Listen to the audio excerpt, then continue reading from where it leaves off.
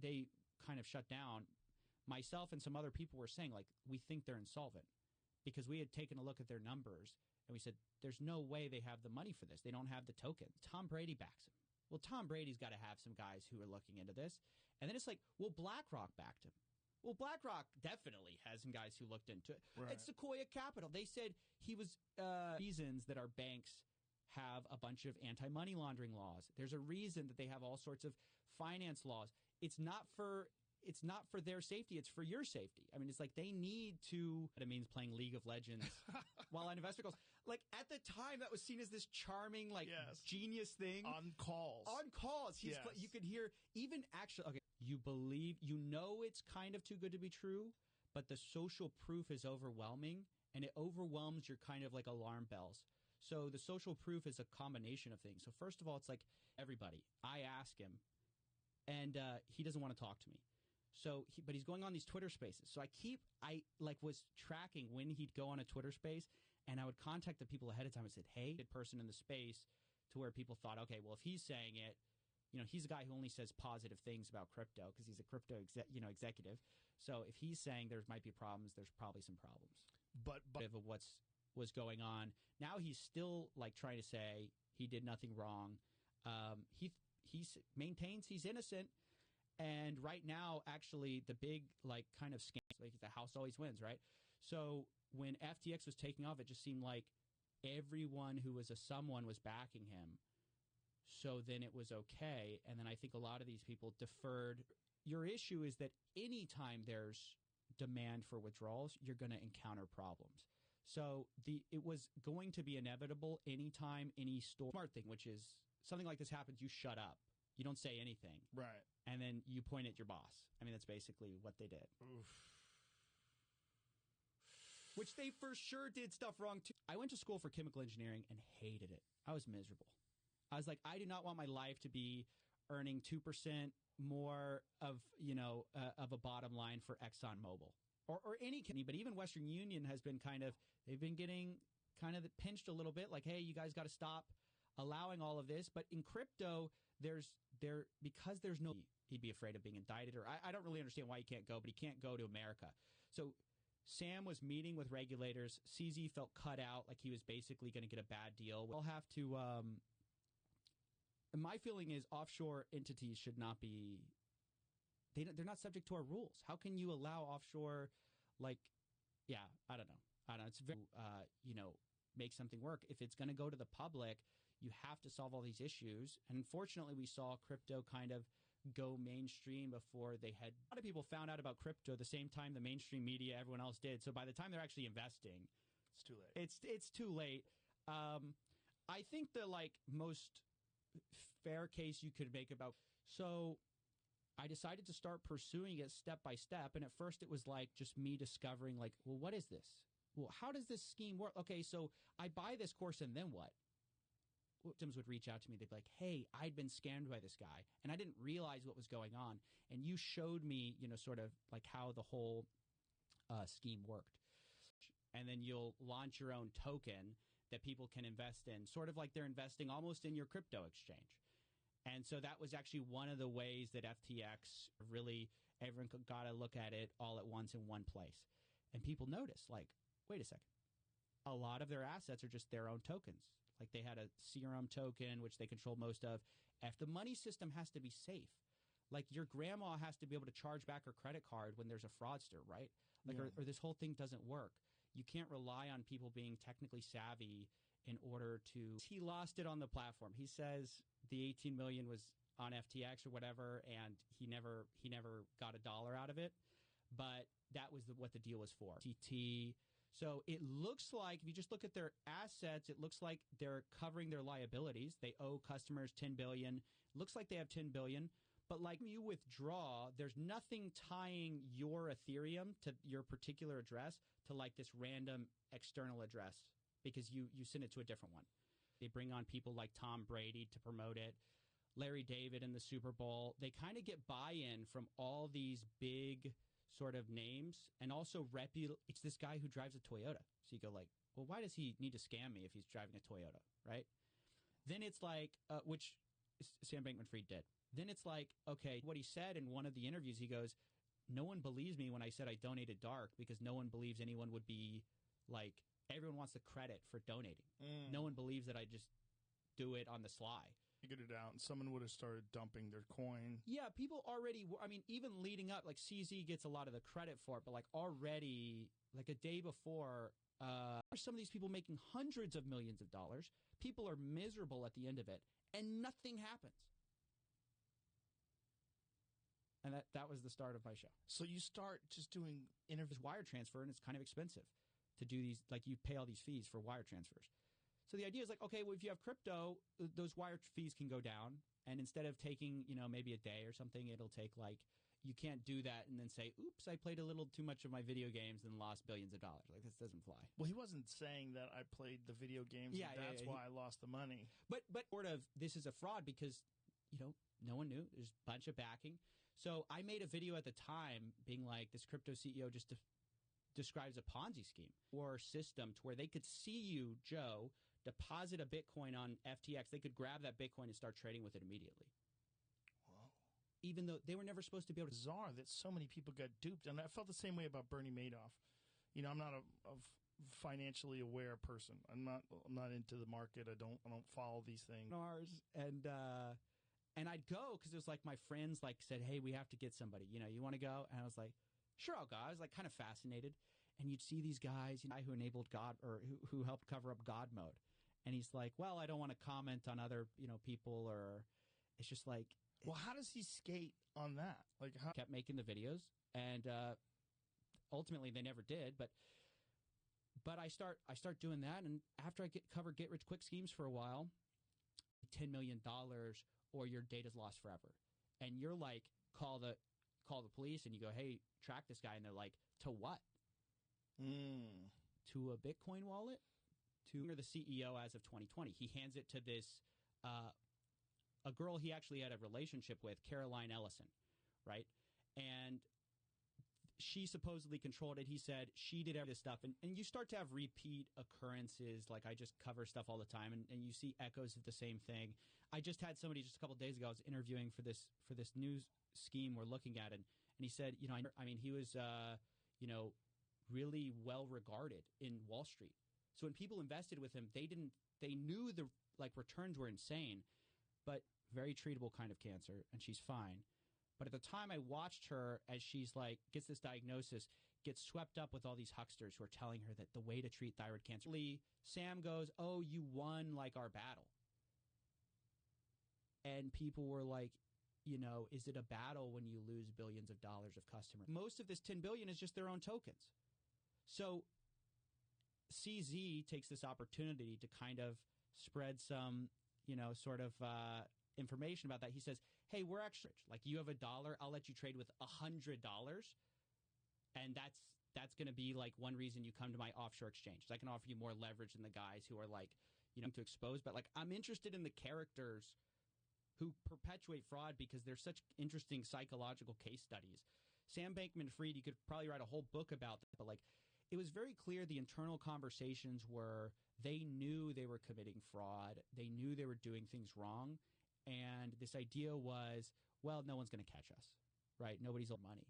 Well, how can you view this as a battle? But he viewed it as we're sparring partners.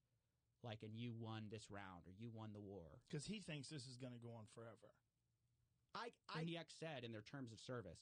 So one of the really big problems was they actually weren't doing that, but nobody knew because nobody had a look at their books.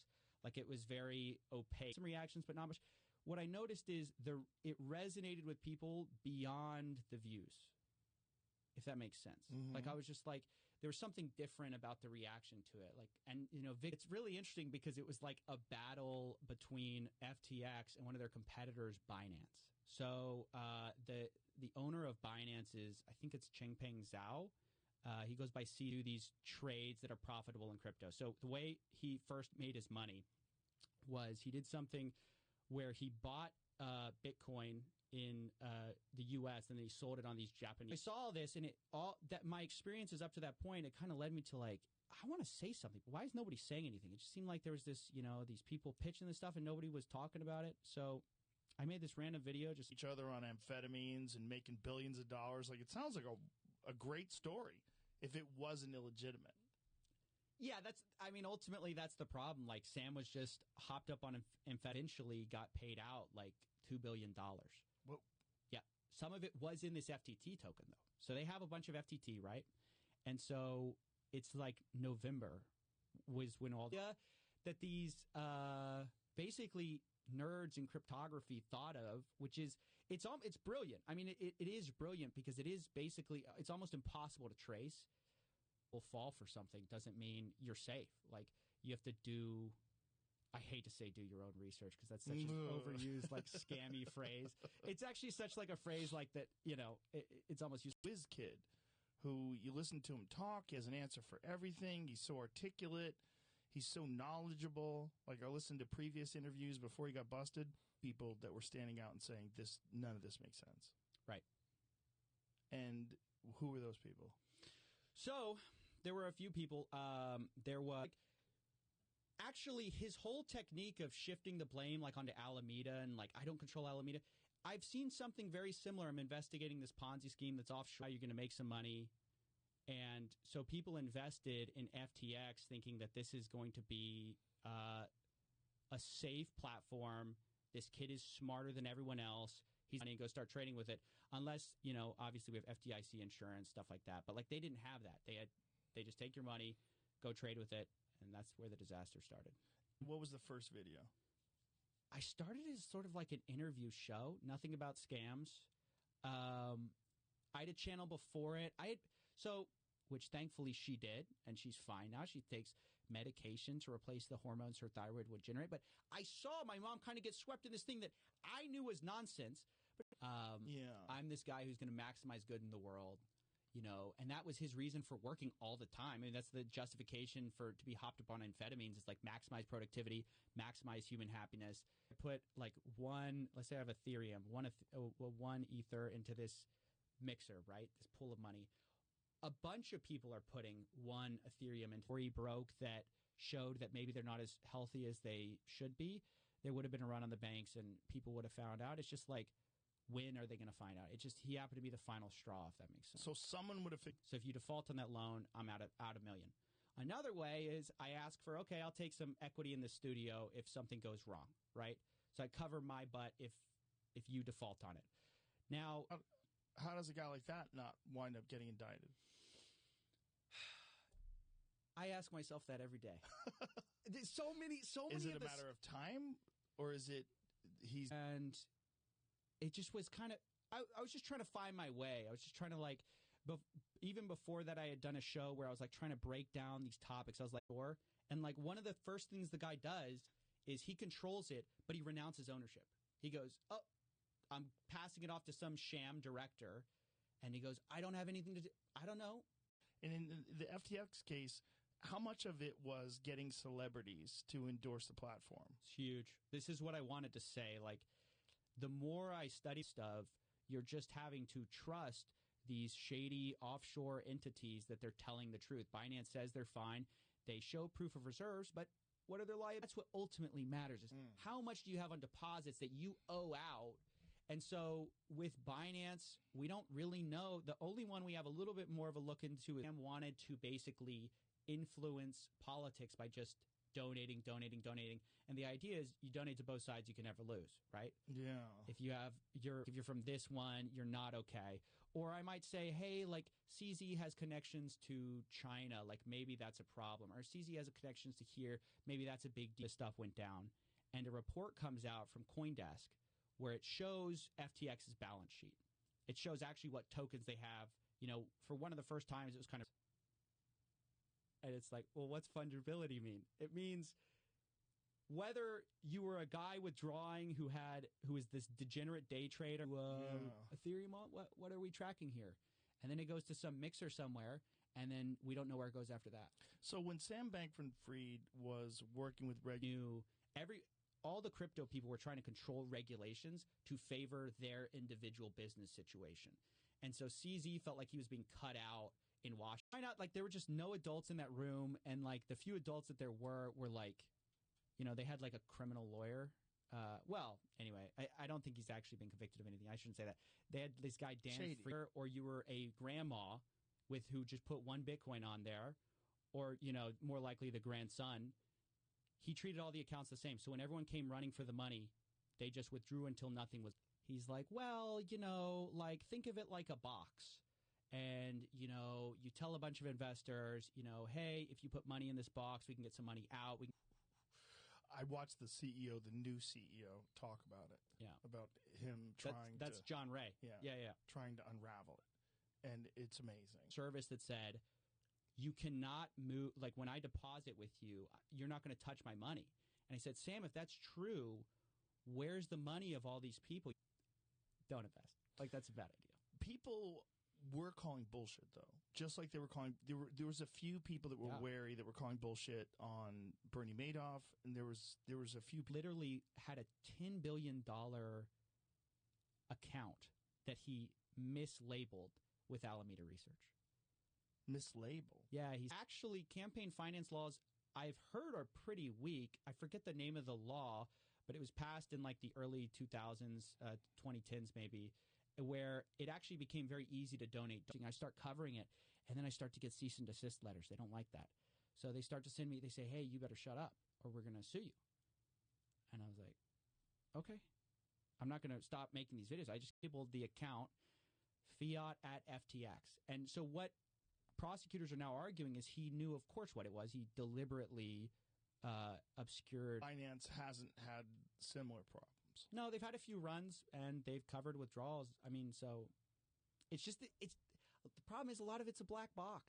It wasn't like he was some random fly-by-night guy. He was well respected in the Wall Street space. People thought he might take over the SEC after like the current person had stepped down. They thought he was going to take it over. Whoa. Like in the terms of service, they said results may vary. What's that about? Mm-hmm. I mean, ultimately, it's like, and so I realized like, there's this sophisticated way that they're preying on my psychology and they're on sticks or something. Like it was never, the problem was the foundation was wrong from the beginning.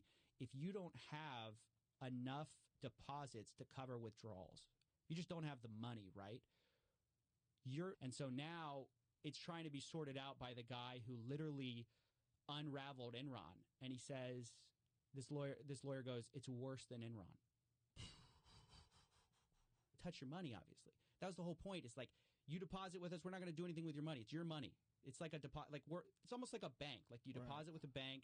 Your bank isn't supposed to go ahead and take your money. The CZ says, hey, maybe they don't have the money. I don't know. Whatever. I'm just going to sell like $2 billion worth. But he knew what he was doing.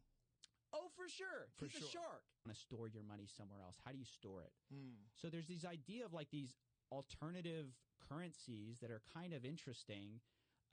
And then there's some arguments that like, hey, if you're someone like me, is the experience of the lawyer that FTX then hires is like being complicit on a leaked private call, trying to cover up this God mode scam assets. You can check yourself. Like, I have $1 billion in USDC. Well, that's great. But it doesn't matter if I have $1 billion in crypto, Bitcoin, whatever, if I owe $2 billion.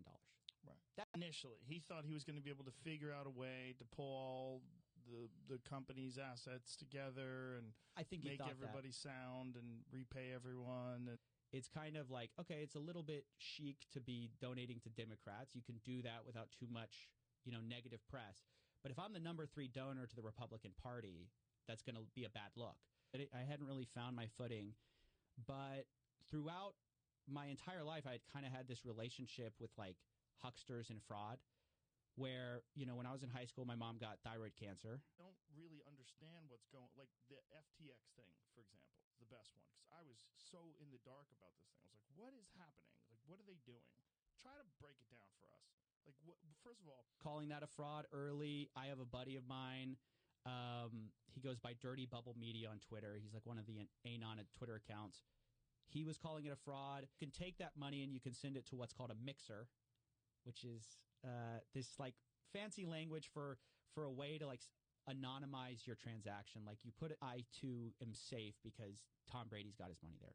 So I can put my money there. Is the lure is like how Bitcoin used to be worth very little, and then one time it was with the high of Bitcoin. Basically screaming about, all these scammers online And unlike my previous work, which kind of had resonated, like it had gotten Analogy for losing your house. You know what's funny? Yeah. You know, I mean, good Lord. The idea of these mixers was you'd anonymize your transactions. So, like, let's say, that's ultimately what he was doing, but it also looks like he was donating through some of his executives. And, I mean, the whole thing was shady all the way down. Like, I really going to sell most of our FTT that we got from that deal. And we're going to sell it. We don't know what's going on there. And all of a sudden it starts this firestorm because people are like, I hate doctors so much. And it always seems to like end up with a sales pitch. Like it never was like, hey, let me just give you this free thing. It was like always like there's a catch. Mm-hmm. So I didn't with regulators. They were all Sam was working really closely with regulators to try to get regulations passed. And CZ felt like he was cut out. So that stirred up this like battle between them. And ultimately I have 2 employees and both of them are overseas. Like one of them's in London, one of them's in Ukraine. And so for me, I have to pay them and, I have to do And then when you have them on, there's a lot of, I wasn't aware, I'm not sure, I'm not aware of that, I don't know.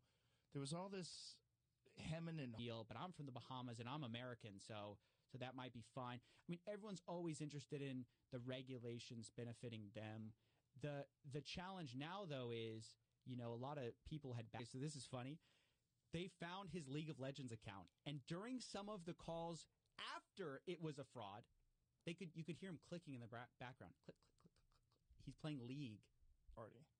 That's right, but also to the Republicans. This is what's wild. So yeah, Sam knew publicly in our current American climate, like dark, where it's like you can donate through super PACs, political action committees, and you can donate as much as you want, and you don't have to your name has to appear nowhere. And so that's actually, there was already all this worry in the past. That summer, there had been a bunch of companies that collapsed, and people had never thought FTX. It was kind of the first time anyone thought FTX could maybe not have the money. Really perpetuated their fraud. I can break it down. How much do you know about the FTX Let's situation? break it down for people that don't know about it. So let's do it. So FTX was this crypto exchange, but ultimately the outcome of that is like, yeah, I encrypt all your data. Joe, send me. I know you're this successful podcaster. I want you to send me 5 minutes or 3 minutes.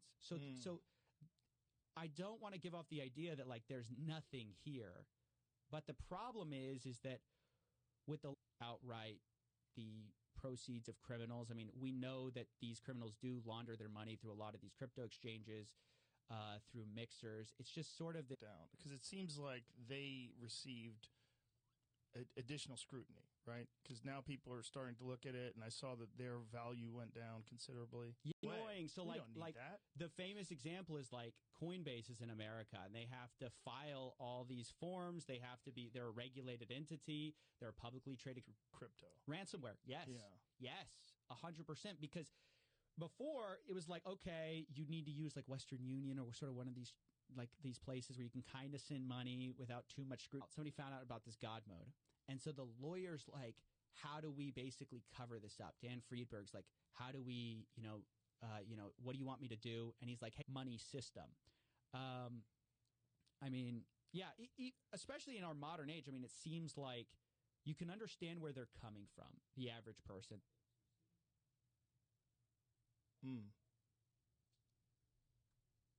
Jamie's looking it up. I thought I knew it off the top of my head, and now I don't want to say the wrong one. A16Z. A16.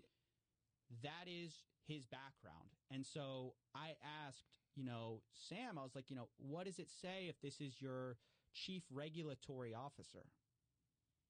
This guy, I'm a millionaire by the time I'm 23 years old. Just buy my course. My course is, $2,000. Pay me $2,000. I'll teach you to get rich quick.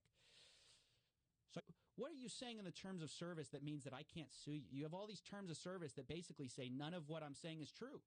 Like they say they can get you rich in the sales pitch and then give you this yield. He starts explaining like this thing that sounds exactly like a Ponzi scheme. And so ultimately Matt Levine's like, yeah, this doesn't really make a lot of sense.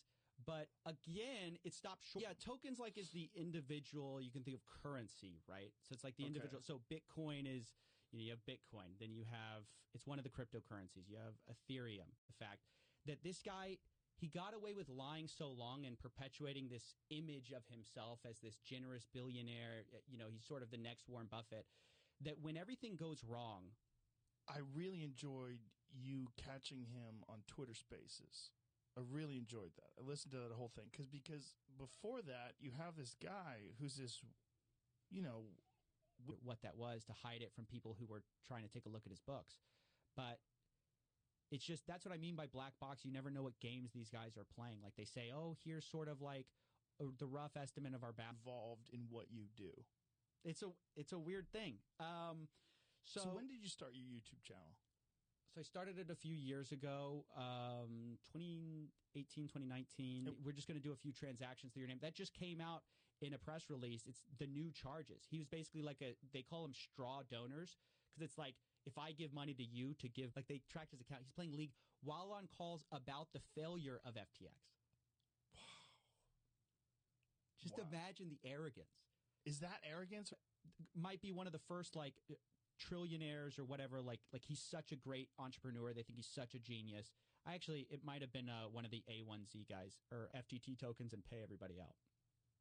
Oh, that's what he thought? He's on amphetamines, right? So he can't be thinking totally clearly. This thing. So all this money's going in, and then you basically wait. And as you're waiting, Ethereum's going out everywhere. A bunch of people are withdrawing, right? Because they're also taking their money out. Right. By the time do something like that, like why would he publicly communicate? This is why it's so interesting to me to look at fraud. Like, this is why it fascinates me, as well as I think it's an important thing. Well, you know, there were some margin trading accounts, and I'm like, no, but there were people who didn't trade with margin. There were people who just put their money with you, and they wanted regulation for, I guess, offshore crypto exchanges, right?